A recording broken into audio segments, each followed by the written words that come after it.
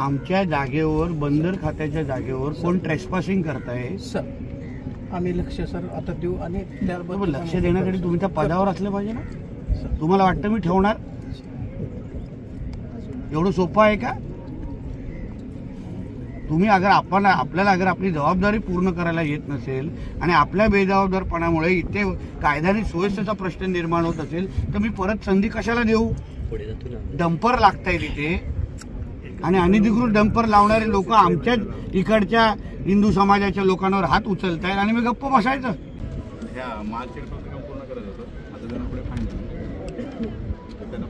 किती महिने लागणार?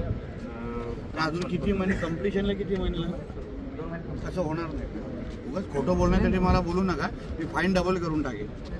मला जे खरं आहे ते सांगा मला. कारण काय होतं उगाच तुम्ही 2 महिने सांगा, पुढचे 20-15 दिवसानंतर पावसाळा सुरू होणार आहे. शक्य आहे तुम्हाला? पहिल्यापासून तुम्ही उशिरा करता. त्याच्यामुळे काय होतं हे सगळी जी मूळ जे आपल्याला याची गरज आहे ते न करता ते इथे सगळं तुम्ही बोटीच्या पार्किंगचा विषय सुरू केलेला आहे. पण गाड्यांच्या पार्किंगमुळे आमचे इथे प्रॉब्लेम होत चाललेले आहेत ना. आता परवा इथे गाड्यांच्या पार्किंगमुळे इथे लफडी झाली. मग आता त्याची पण फाईन तुम्हाला लावायची का? तर तुम्ही प्रोजेक्ट डिले केला आहे. इथे कायद्याने सुव्यवस्थेचा प्रश्न उपस्थित राहिलेला आहे आणि इकडचा जबाबदार अधिकारी कोण आहे? बंदरे खात्यात कोण बघतो? तुमच्या अंडर इथे कोण बघतं का? कोण आहे? तुम्ही आहे? तुम्ही इथे तुम्हाला इथे गाड्याची पार्किंगची परवानगी दाखवा मला. इथे आपल्या बंदरे खात्याच्या जागेवर MMBच्या जागेवर गाड्यांची पार्किंग करू शकतो. मला परवानगी दाखवा. मग होते कशी परवानगी? मग गाडी लागते कशी इथे? तुमच्याकडे परवानगी आहे तर दाखवा. नाही आहे तर मी मुंबईला जाऊन तुम्हाला सस्पेंड करण्याची ऑर्डर काढतो. कारण का नियम आहे काम. आता हे कशासाठी आम्ही करतोय? मी ह्यांना काय विचारलं, हे बोटिंगच्या पार्किंगसाठी ही जागा आहे, बरोबर आहे? मग इथे गाड्या कशा लागतात? मग लावणाऱ्यापेक्षा जो लावून देतोय त्याला जबाबदार बी धरायचं का? कारण का ह्याच अधिकाऱ्यांच्या बेजबाबदारपणामुळे इथे कायद्याने सुव्यवस्थेचा प्रश्न निर्माण झाला. म्हणजे लावणारे आहेत ते आमचे जावई आहेत की कोण? काळजी घे म्हणजे काय? मुळात का लागतात? शिस्त नाही. मग आम्ही हा प्रकल्प कोणासाठी करतोय? इकडल्या स्थानिक मच्छीमारांसाठी करतोय. आणि इथे दादागिरी करणारे लोक कशाला परवानगी द्यायची त्या लोकांना? तुमच्या हलगर्जी मुळे इथे लफडी झाली, मुलांना आमच्या डोकी फुटली इथे. मग जबाबदार कोण? मग तुम्हाला जबाबदार धरायला लागेल ना. मग तुम्हाला जेव्हा माहिती मग तुम्ही पण परवानगी खालती सांगितलं पाहिजे ना. असं होता कामा नये. कशाला परवानगी दिली? मग कशाला गाड्यांची पार्किंग? एक पण गाडी दिसली ना त्या गाड्यात पाण्यात टाकून दे मी सगळ्यांच्या. बघू आपण मग काय होतं.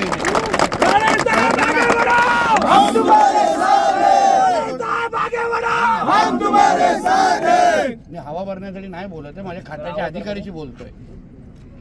शिस्त लावली पाहिजे ना. उद्या आपण एवढे खर्च करून तुम्ही इकडे एवढे जवळपास 57 कोटी खर्च करणार. उद्या अगर उद्या इथे बेशिस्तपणा येईल मग उपयोग काय एवढे खर्च करून? अगर मूळ इकडल्या मच्छीमारांनाच फायदा होत नसेल तर. आणि कोणाची दादागिरी सहन करण्यासाठी आम्ही करतोय का इथे?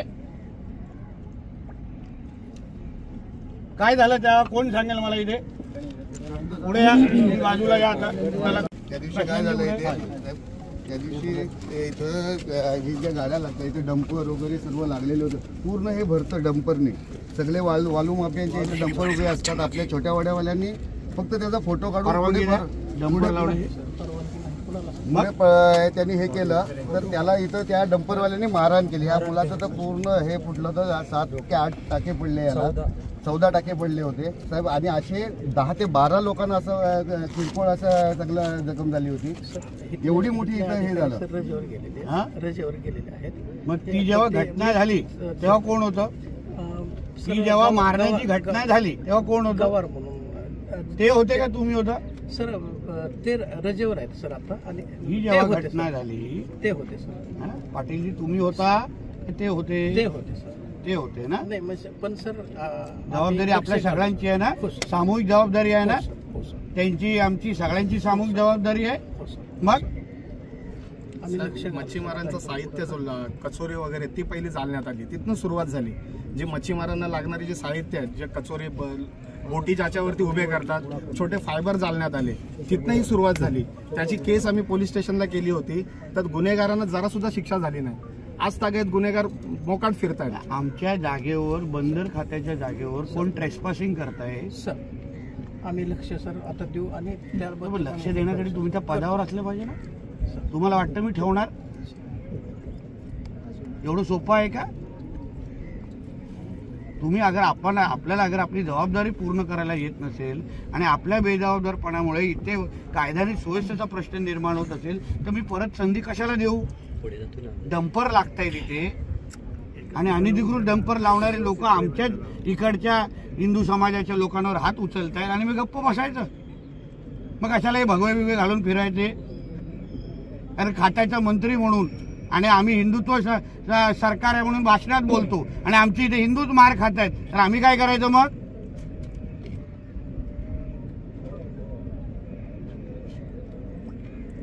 पुढे काय करणार?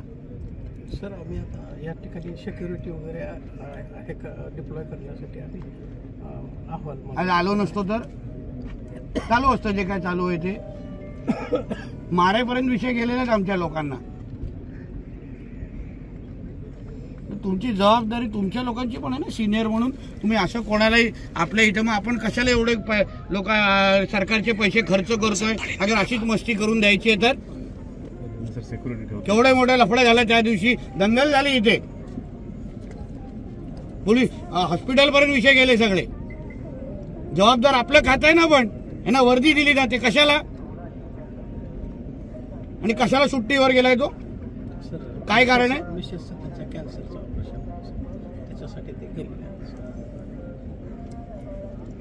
पण आपण सागर पुढे येतो. आपलं तुम्ही याचा रिपोर्ट तयार करा. आपण वरतून काय एकाला तरी घरी हे करायचं. पैसा वाळू उपसा आजतागत झालेला नाही सर. आता 1 महिन्यावरती, आता जून महिना सुरू झाला की जूनच्या अलीकडे बोटी आमच्या खाडीत येतात. खाडीमध्ये जर आता जर हा वाळू उपसा केला नाही तर इथे बोटींचे अपघात होतील आणि जीवितहानी होण्याची शक्यता आहे. त्याच्यामुळे वाळू खाली उपसा केलेला नाही. ते कॉन्ट्रॅक्टर जबाबदारी ना ती. मग कधी करणार? तुम्ही सगळा जण करतोय बोललाय.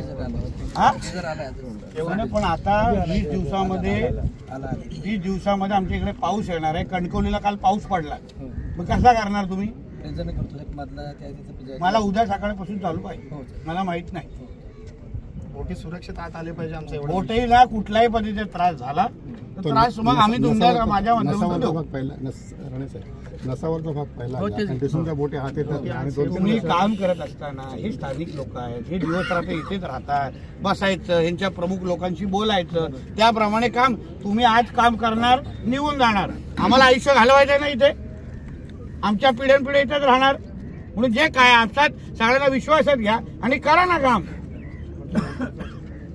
क्वालिटीचं झालं पाहिजे. कोणाची मला तक्रार आली ना, तुम्हाला परत कुठे ना कुठेतरी मला भेटायचं आहे, अवघड जाईल. मग दुसरा शेवटचा एक विषय होता जो वाळू पण आहे तो विषय. साहेब, हे काम देखील चुकीच्या पद्धतीने झालेलं आहे. कारण तिथे जो जिना झालेला आहे, इथं स्लोप होता. त्या स्लोपमुळे आपल्या सर्व जे मच्छीमारांचं सामान ने आण करायला व्यवस्थित हे होणार होतं. परंतु स्थानिकांच्या या आरेरवीमुळे ते तिथे पायऱ्या, इथलेच जे स्थानिक जवळपासचे जे स्थानिक होते त्यांच्या आरेरवीमुळे ते चालणार नाही. तुम्ही काळजी घ्या ना. मला कशाला असं तोंड खराब करायला लागतंय? तुम्हाला जबाबदारी दिली आहे.